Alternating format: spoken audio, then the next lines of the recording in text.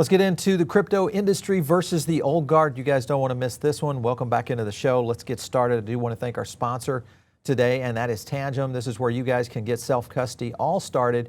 0 out of 6 million cards, that's right, have been hacked since the creation of Tangem.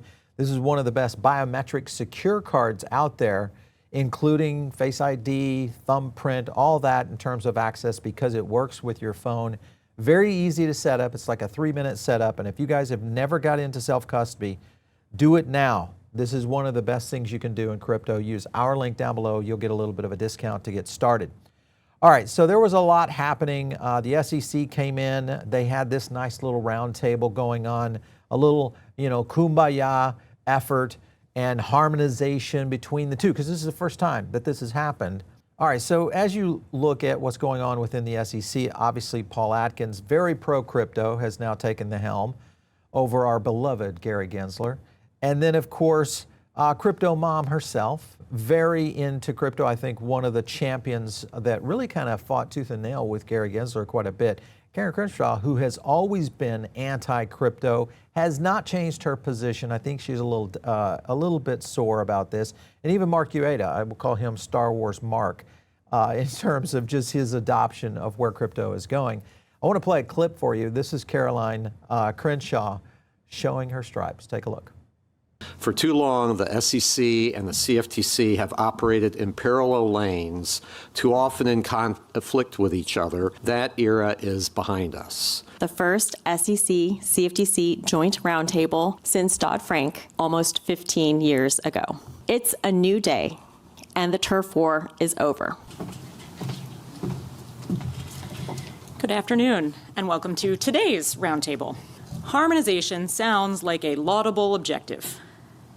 This is perhaps unsurprising, since harmony is, by definition, pleasing to the human ear. Great. I think she wasn't necessarily happy about being there. You could kind of tell it. The purpose of this meeting and this roundtable was to try to bring in the old guard of finance and Wall Street and the new guard of the evolution of finance, fintechs from all around the world to come together. One of the guys that was there was this fellow right here. He is the head of the CME. This is Terrence Duffy. You'll see why we're showing you this shortly. If you guys will remember, the CME Group CEO opposed the special exemptions by Polymarket and Crypto. Also, the Chicago Board of Options Exchange, that's the CBOE, shared a similar stance. So basically, it's a bunch of Chicago guys that did not like this because they have pretty much run the show for a very, very long time. This starts to change things up a little bit. There's a new sheriff in town, and these guys showed up in a big way. One of the things, of course, if you guys might remember, here's Shayne Coplan. This is the CEO of Polymarket. And this was interesting because he's taken a lot of heat with what's gone on within Polymarket. You'll see right there. This, of course, was a tweet back after the election last fall. And he even had the FBI breaking down his door. I mean, this guy has gone through hell and back since all of this, and very traumatic. But the point being is, I think crypto in general has gone through that. Well, this is where it all started. I think a lot of this got aired out in the open in some of these clips. Take a look at this one. So I'm CEO of Polymarket. I was worried when I showed up here they were going to whisk me away to another room. It is very difficult to go and map building an on-chain product, a DeFi product, into the existing regulatory matrix. Let me just jump in for a second. I know Jeff and Adina can handle themselves, but I really like to understand why that when innovation becomes an exemption, which is essentially the same products that core institutions have been trading for years, they're just lookalikes with a different name to them. A lot of them are just the exact same products that are being traded today under a different name. Maybe you can't make it fit on the blockchain, but that's not the problem of the core institutions that have been doing business forever. I can either go and wait and lobby and do rulemakings for 5 years while everything happens offshore, and we're left with consumers having to work with guys like you who are a lot older, may not, with all due respect, but may not, they may not understand the demand of modern day investors. The regulatory barriers have been monopolistic. I mean, what we had to go through to get to where we are now was also just as painful. Yeah, I just want to state for the record that if Shayne winds up in a room, it may not be the government, maybe some folks from Chicago. If you guys can't find me after this, I'm gonna call my lawyer. Well, Shayne may not be able to call his lawyer. That's what I would be worried about. But here, of course, he was jesting a little bit, hanging in the Louvre right there, of course, with Mr. Duffy, giving him the, the universal sign of friendship, which is the way to go about these things. Adults, we all do that. Universal sign of friendship.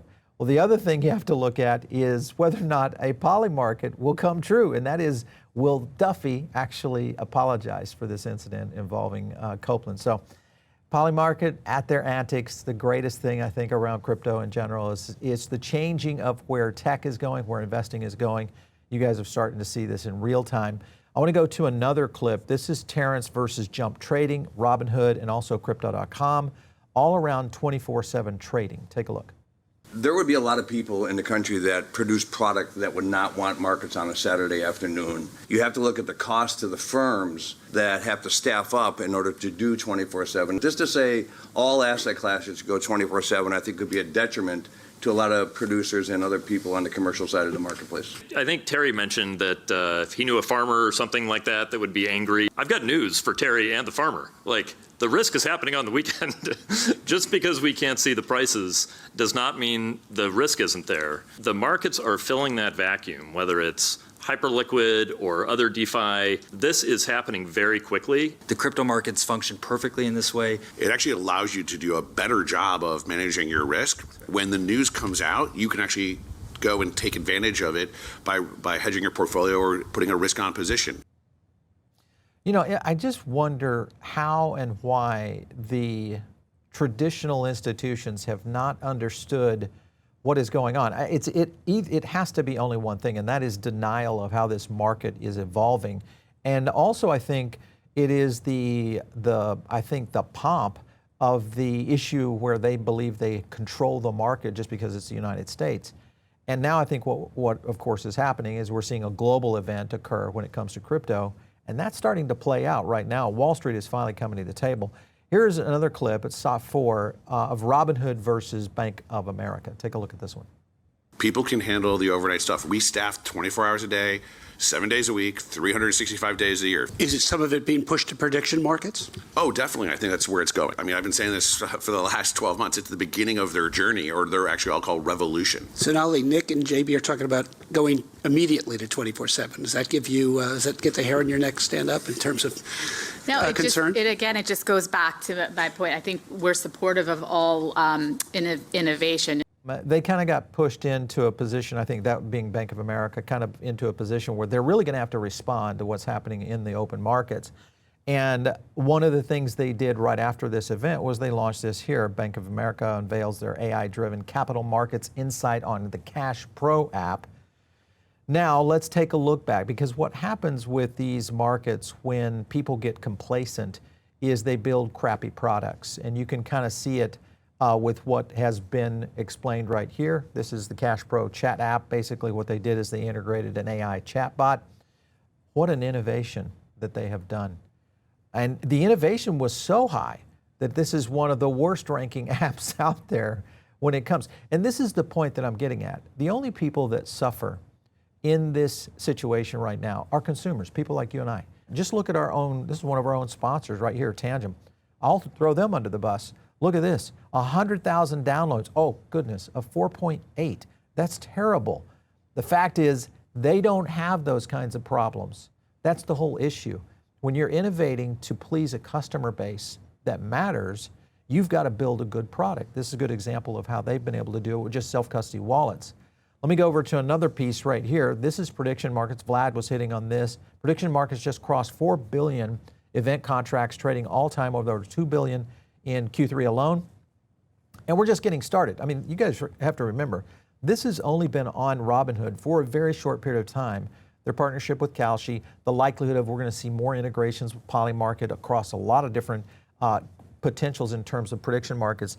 This is going to go parabolic in terms of growth. This is how the next generation, and I think also institutions are going to be moving in a very short order. It's just a matter of time, guys, before, and remember, this has all just started 1 year ago when we got a new president in the office, a shift in dynamics within the SEC, a shift in the dynamics within the CFTC, and a restructure of how most institutional capital is looking at crypto. Here is Kraken versus Nasdaq and the CBOE. Take a look at this clip. I mean, we operate 24/7 across roughly about 130 jurisdictions, so spot, margin, futures. I mean, we've proven that it can be done pretty successfully. There are 7 billion people around the world who follow the tape and understand the trading of U.S. equities. I hear you, and I do want innovation. I'd love to have it so that we can innovate beyond price time. Those 7 billion people that you talked about haven't had access to any of these markets. Well, actually, I mean, they trade. First of all, we are going to try to bring it 24/5, so they have a lot more access. Name one that is more innovative than us, and we've never really lost. We're losing right now. But we're not anti-innovation. I would love to list a company on chain and on our exchange. We'll most likely do that outside the United States first, based on the speed at which we're going. You guys want to be on a level playing field. You guys should be pushing in the same direction, the same way we were 4 years ago, or 8 years ago, or 10 years ago. And the whole point of, even the Bitcoin white paper and this whole movement was, how do we get access to capital? How do we get access to the same products that rich people get on a daily basis?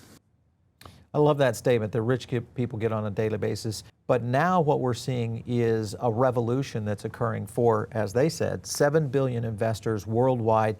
It is a shift in dynamics, and it's one that I think has been stonewalled for a decade. And only now are we starting to see those walls fall down. And I think this is going to change things in a very big way. Here is Shayne Coplan. He goes after Terrence again. They just had to do it. So take a look at this clip. Terry, you saying that you would, how you would have to staff up for 24/7? Not us. I mean, my clearing. Yeah, the clearing firms. When you look at a blockchain, everything trades globally 24/7 inherently. In a way, and I understand the pushback to it, but it's kind of a tale as old as time. I understand that's difficult for legacy incumbents. But you guys will be able to compete in it, and I wish you well. I think calling some of the greatest innovators in American finance old guard or legacy juggernauts is just silly. So I think we should move past that. You can kind of see what's going on over on Reddit right here. You guys remember Citadel. They've been involved in this, taking fine after fine. That was back in 2020. More fines for just bad acting and doing things and this is all out there on the open internet. I'm not telling you anything new, but everybody understands this is what's been status quo. And I think now we're in for a whole new era. Here's my last clip. This is Crypto.com talking about AI and its evolution within this space. Take a look. When we're all using AI agents in 2 or 3 years from today, it'll become ubiquitous, and I think it's very important.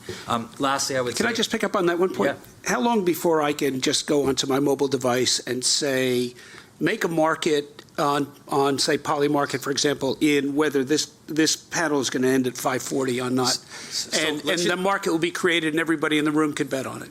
Let's use Crypto.com's prediction market. Okay, I'm sorry, Crypto.com. On Crypto.com's, I think it'll come sooner than later. Perhaps a contract of if this is going to end in 5 minutes, everybody wants that to happen, but we'll see if that's able. I think that you'll be able to do that coming next year. And I would just add, Chris, unfortunately for you, Terry Duffy got you long 540 close by way of a Kalshi. So. All right, so at least they started to loosen up a little bit in the sense, but the point is speed to market is going to matter here. And I think the incumbents are unfortunately maybe caught a little bit off guard in the sense of not really understanding how fast this administration was going to move on where we're going to see digital assets go, but more importantly, how this administration was going to push into the zone we're in right now, which is really just to kind of pull off regulatory requirements and shackles that have been holding this industry back for so long. We are in for a big next 5 years, guys. This is going to get bigger and bigger. The only thing you can do right now is subscribe. So just hit the subscribe button right here on the channel. And of course, join the Diamond Circle. It's our own private email member group. I send out an email to you guys every week of what's happening in the market, where I think it's going. Check that, it's free. And of course, follow me out there on X @Paul Barron. We'll catch you next time right here on The Paul Barron Show.